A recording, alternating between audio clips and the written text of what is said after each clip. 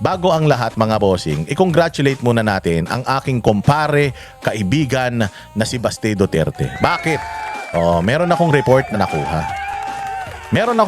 nakuha mga bossing. Ayan noong here are the Philippine cities that experience very strong economic wait lang meron lang akong bubuksan dito sa aking sa aking screen. Ayan.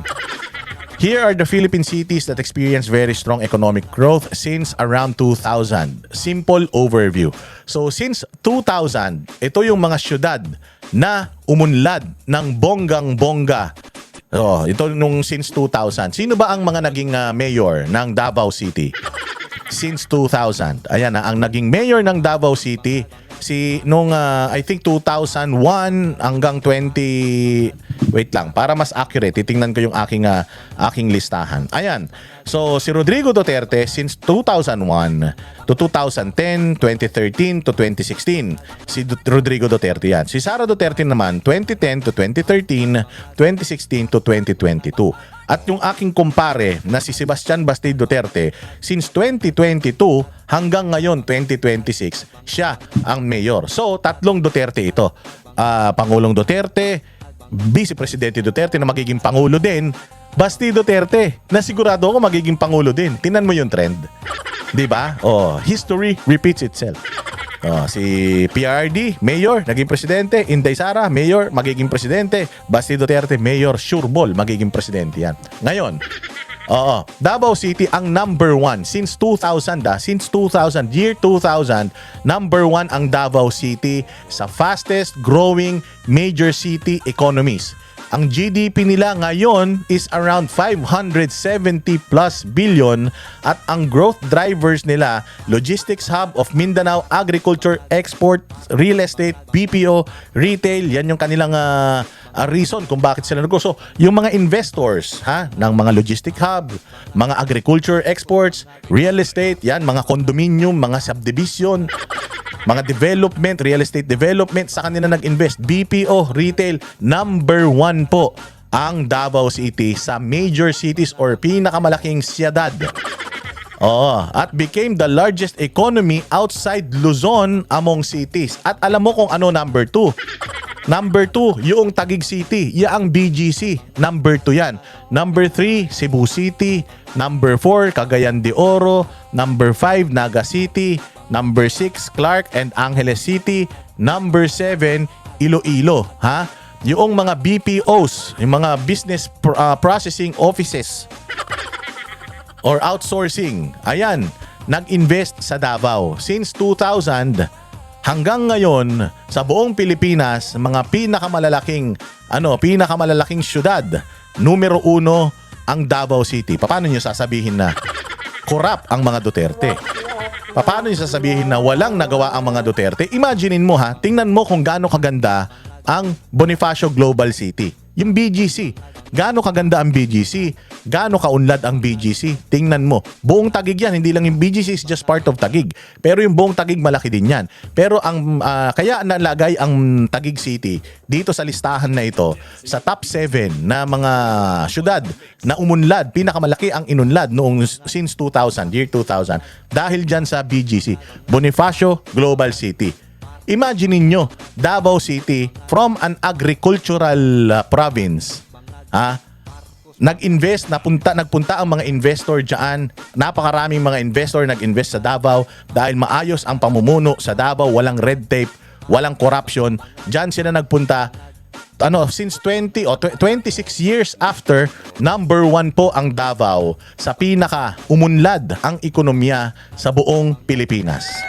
Hindi lang po sila safest city, Kaakibat yan Kaakibat ng pagiging isang safest city ang pagiging isang mayaman na syudad. Bakit? Nagiging nakaka-attract ng turista, nakaka-attract ng investor kapag ka ang isang syudad ay peaceful.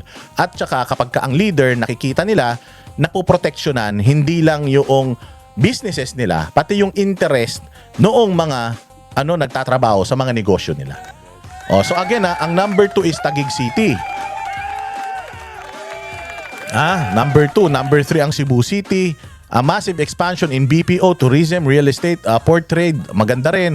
Cagayan de Oro, CDO, umunlad din yan. Yung airport nga nila dyan, ang ganda na eh. Naga City, umunlad din ang Naga City. Clark, Angeles, and Iloilo. Iloilo, ano talaga yan BPO hub yan. Magagaling kasi mag-English mga Ilonggo.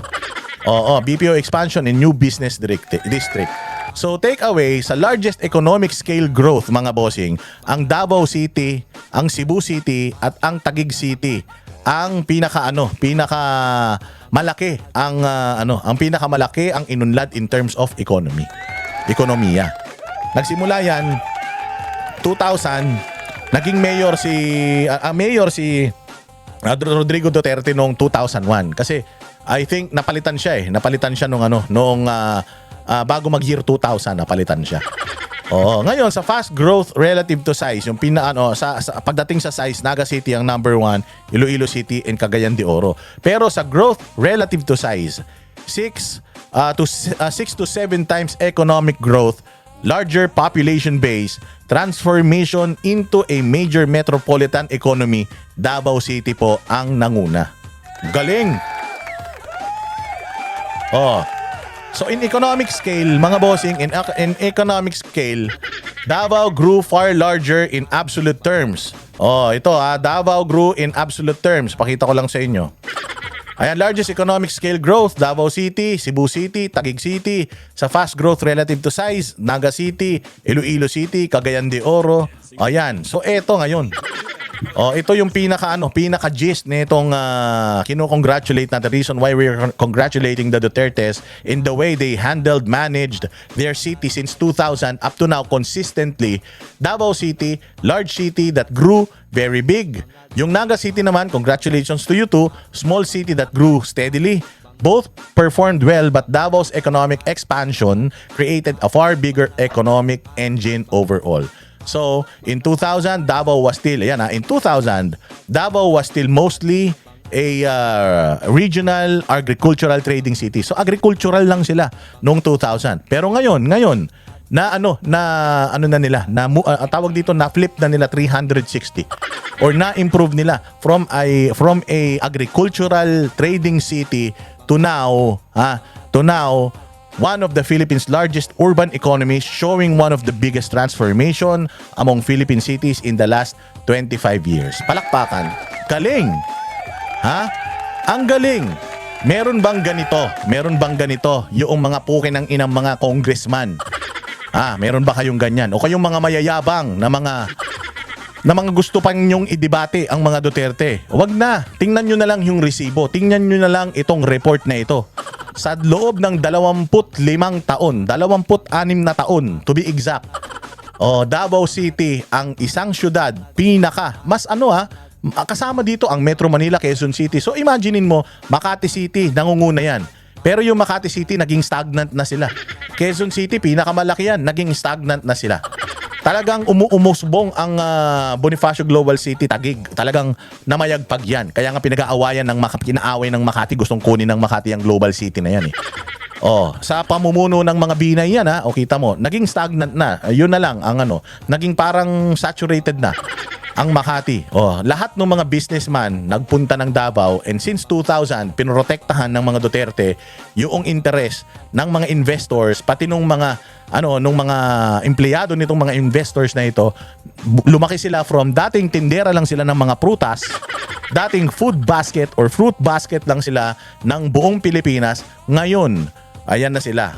Biggest economy in terms of urban, largest economy, urban economy, biggest transformation among Philippine cities in the past 25 years. Palakpakan. Mga Duterte lang po ang may kaya niyan. Kaya nga tanungin ninyo mga sarili ninyo.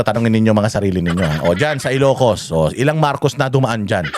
Nandito ba sila sa listahan nito? Nandito sila sa listahan? Wala.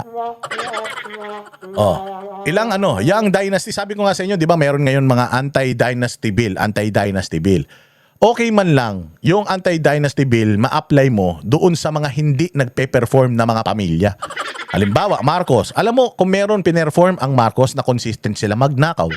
Magnakaw lang, mga boss. Ayan, simula sa tatay niya hanggang sa nanay niya magnanakaw. Tingnan mo ang probinsya nila, Ilocos Norte. Hanggang ngayon, alikabok pa rin. O nasa kaduluduluhan na sila ng Pilipinas. Hanggang ngayon, nasa kaduluduluhan pa rin sila.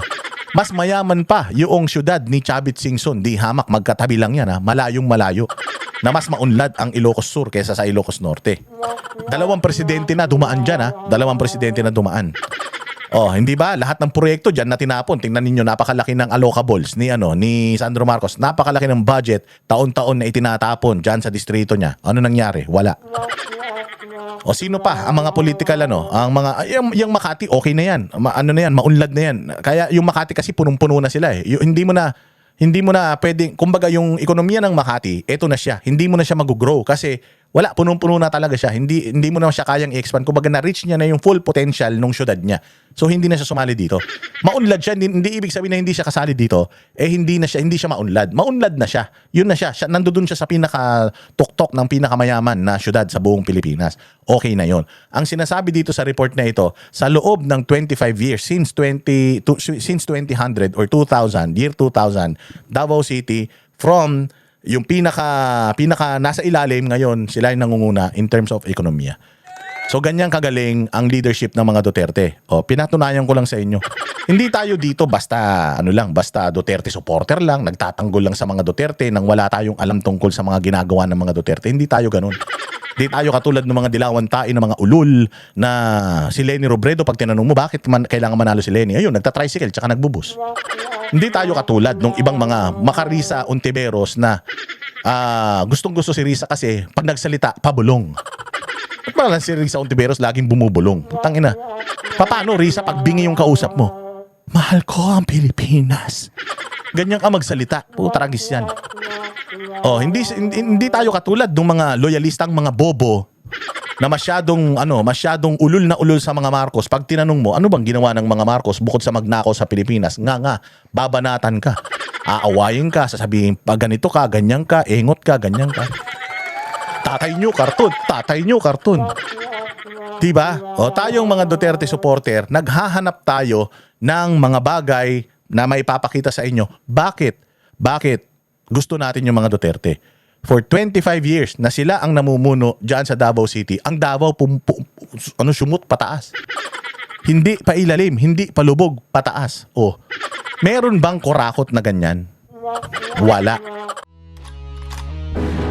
Yan ang panatero, walang inuurungan. Pag tama pala